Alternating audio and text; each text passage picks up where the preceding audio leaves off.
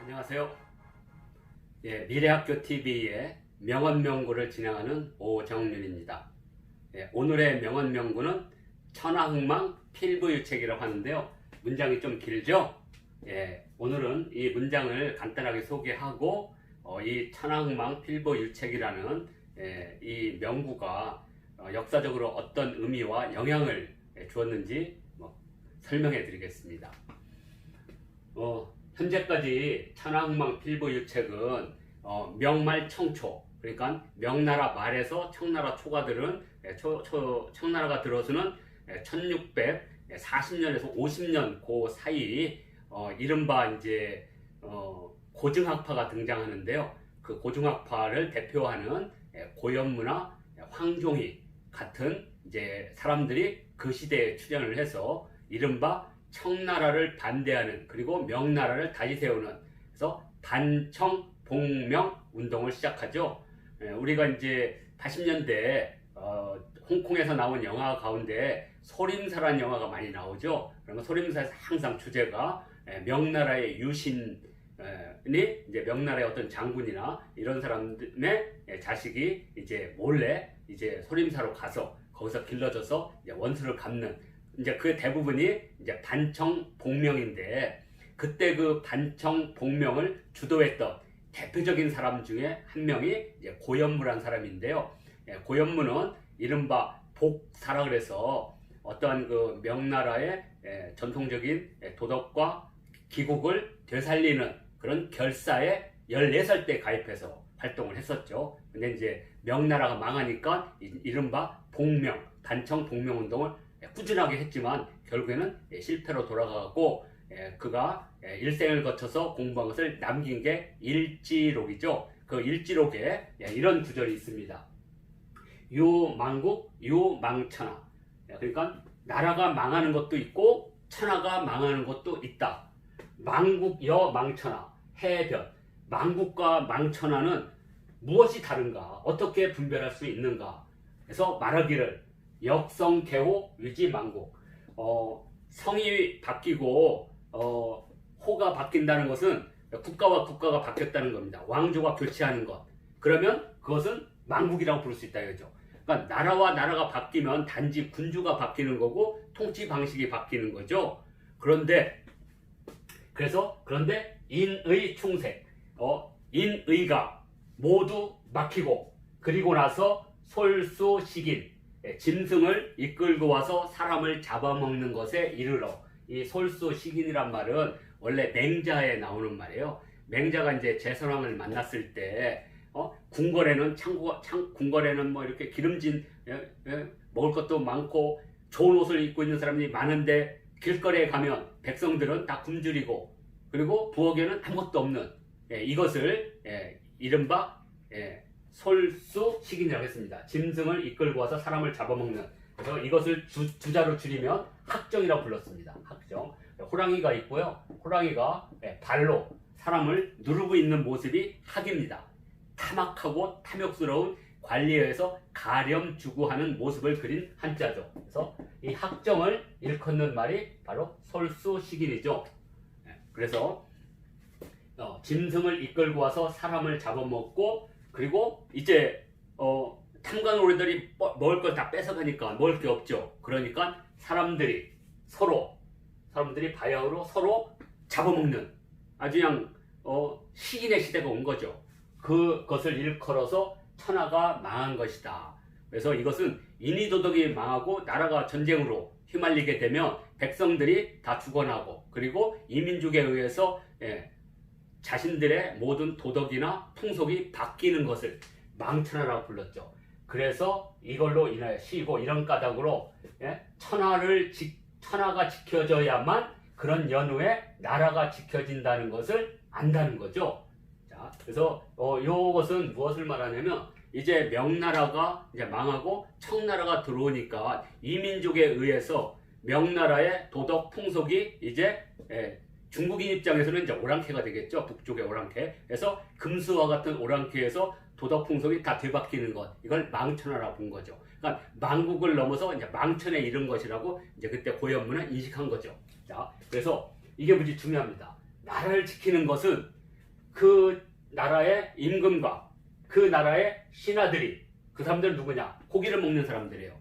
그러니까 풍족하게 먹고 사는 사람들이 꾸며야 될 일, 그러니까 나라를 지키는 것은 왕과 관리들이 해야 될 일이고, 천하를 지키는 것은 왕과 관료들 가지고는 안 되는 거죠. 그래서 뭐냐? 필부지천, 천하다고 생각하는 일반 백성들에게도 책임이 있는 것이다. 왜? 이것은 나의 강토와 나의 문화 도덕이 전부 바뀌는 거기 때문에 이것은 군주로부터 또는 그 관리로부터 핍박을 받더라도 천하는 더 무서운 거죠. 그래서 인의 도덕이 무너지고 그리고 천하가 도탄에 빠지는 것을 막아내는 것은 백성이다, 이렇게 본 거죠. 그래서 고현무의 일지록에 나오는 이야기입니다. 그런데 문제는 여기서 있죠. 나는 천하의 주인, 나라의 주인도 아닌데 왜 내가 천하의 흥망에 책임이 있느냐 했을 때 고현무와 함께 고증학파이자 바로 복명운동을 했던 황종이가 명의대방론에서 이런 말을 하죠. 천하에서 천하지 대해자, 천하에서 가장 해로운 자는 군이의다. 임금일 뿐이다. 군주일 따름이다. 그러면서 명의대방록에서 군주가 다스리는 1인 독치, 1인 군치를 지나서 모든 백성이 정치를 해야 되는 민치의 시대를 얘기하게 되죠. 이 명언 명구는 다음 기회에 또 다른 명언문에서 설명하고요. 오늘은 바로 고현무가 이런 말을 한 겁니다. 그런데 이때까지 천하흥망 필부유책을 고현무의 이야기라고 전해준 거죠. 그런데 막상 일지록에는 망국, 망천하는 있어도 천하흥망 필부유책이라고 딱 8자로 이렇게 쓰인 건 없죠. 자, 그런데 이제 명말 청초와 같은 비슷한 시기가 200년이 지난 후에 바로 이제 청나라 말 근대 시기에 중국에 똑같은 상황이 온 거죠. 이때 양계초, 그러니까 이 고현무의 이 문장은 그 외 고증학, 공양학파, 그 다음에 우리가 잘 알죠. 양무운동, 변법 자강운동, 그리고 신해혁명으로 이어지는 개혁 세력들에게서 아주 중요한 문장으로 전해진 거죠. 그래서 양계초는 변법 자강운동을 일으킨 사람인데 그가 쓴 바로 빙실 합집이라는 빙실 합집이라는 그 책에 바로 이 문장이 나온 거죠. 이 고현무의 이 길고 긴 문장을 딱 줄여서 천하흥망 필부유책, 천하가 일어나고 망하는 것은 일반 백성에도 책임이 있다. 이것은 바로 청일전쟁에서 패배한 중국의 상황을 본 양계초는 이제 일본과 서양 오랑캐들이 중국에 쳐들어오면 중국의 고유한 문화도덕은 무너지고 금수와 같은 사람들에서 강토가 짓밟힐 것이라고 하는 그러한 시대, 위기 상황을 이 문장으로 표현했던 거죠. 따라서 고현무의 이 길고 긴 문장을 딱 8자로 줄여서 천하흥망 필부유책이라 했고요. 신해혁명을 일으켰던 사람들은 자신들의 혁명 구호를 천하흥망 필부유책이라 했다고 전해지고 있습니다. 그만큼 이 문장은 동아시아에 엄청난 영향을 끼치게 되죠. 그리고 이들은 역사라는 것은 한 번도 쉴 수가 없다. 그래서 주역에 나오는 천행건 군자의 자강불식이라는 문장을 끌어들여서 하늘의 움직임은 쉬지 않고 씩씩하게 돌아가는구나. 군자도 이와 같이 굽히지 아니하고 스스로 힘써서 쉬지 않고 힘써 노력해서 나라를 지켜야 된다. 그래서 여기서 자강론이란 말이 나오게 되죠. 이것이 그 유명한 변법 자강운동이고요. 우리나라에서는 그 양계초의 이 변법 자강운동을 받아들여서 대한자강회 그리고 대한제강회를 바탕으로 해서 신민회, 그리고 나중에 항일 독립으로 넘어가게 되는 거죠. 그만큼 이 문장이 가져다 준 동아시아의 역사적 영향력은 엄청나게 컸던 거죠. 그래서 오늘의 명언 명구는 천하흥망 필보유책 고연무의 일지록에서 기원을 해서 바로 양계초가 8자로 집약을 해서 했던 천하가 흥하고 망하는 것은 일반 백성에게도 책임이 있다. 그런데 반드시 이것의 전제 조건은 백성이 천하의 주인이고 백성이 바로 국가의 주인이었을 때 더 도덕적이고 정당성을 갖는다는 것. 이것이 바로 민치였고 이걸 바탕으로 중국에서도 민국이 들어서는 거고 중화민국이 들어서는 거고